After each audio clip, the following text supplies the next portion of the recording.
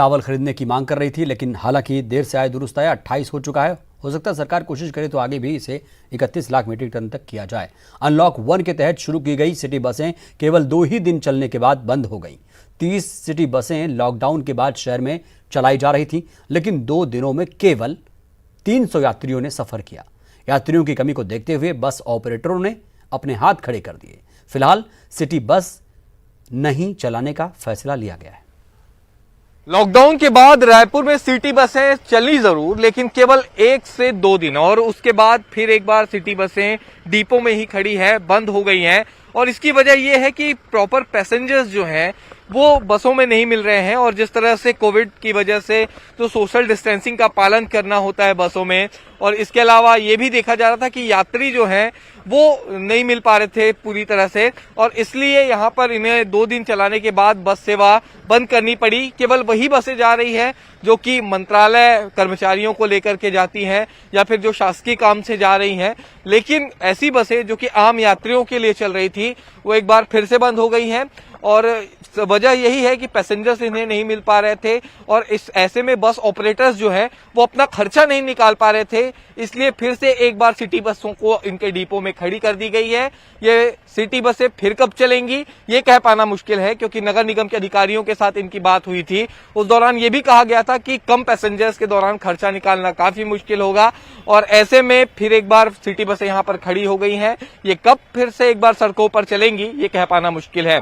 Camera person Imran Qureshi के साथ देवव्रत भगत, news 18 Raipur. और जांजगीर चांपा से बड़ी खबर यह है कि रेस्टोरेंट, होटल खोलने की अनुमति पर रोक लग गई है। बार और एफएल क्लब खोलने की अनुमति पर रोक लगा दी गई। पहले 7 जून तक बंद रखने के आदेश दिए गए थे, अब 14 जून तक बंद रखने का आदेश जारी किया गया। जांजगीर कलेक्टर यशवंत कुमार ने आदेश जारी किए।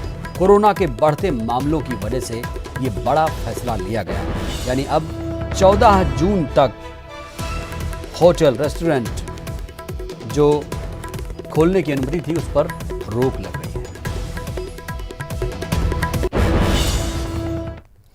छत्तीसगढ़ के पूर्व मुख्यमंत्री डॉक्टर रमन सिंह बिलासपुर पहुंचे। इस बीच उन्होंने गरीब प्रवासी मजदूरों को छाता, खाने पीने की सामान और पानी की बोतल बांटी। इस मौके पर नेता प्रतिपक्ष धर्मलाल कौशिक भी मौजूद थे। उन्होंने केंद्र सरकार की उपलब्धियां गिनाई और कोरोना को लेकर राज्य की कांग्रेस सरकार की जमकर आलोचना की। उन्होंने कहा कि राज्य सरकार ने कोरोना महामारी को गंभीरता से नहीं लिया। राजधानी रायपुर के बीरगांव वुरला थाना क्षेत्र की मेन रोड का एक वीडियो सोशल मीडिया में तेजी से वायरल हो रहा है, जिसमें एक टीआई लोगों को लाठी से मारते दिख रहा है। बीरगांव का पूरा क्षेत्र कंटेनमेंट जोन में है और रविवार को शहीद नगर में एक शख्स की मौत हो गई थी। मृतक को देखने के लिए उमड़ी भीड़ पर उरला पुलिस को बल प्रयोग करना पड़ा। मामले की गंभीरता को देखते हुए लाठी भांजने वाले टीआई के खिलाफ विभागीय जांच के आदेश दे दिए गए हैं। रायपुर के एसएसपी आरिफ शेख ने पूरे घटना की जांच की जिम्मेदारी एएसपी रूरल को सौंपी है। इस घटना को सीएम भूपेश बघेल ने अमानवीय करार दिया। उन्होंने ट्वीट कर कहा कि आरोपी टीआई को छुट्टी पर भेज दिया गया है। छत्तीसगढ़ में करीब 2 महीने बाद श्रद्धालुओं के लिए मंदिरों के कपाट खुल गए। मंदिरों में कोरोना संक्रमण को रोकने के लिए विशेष व्यवस्था की गई है।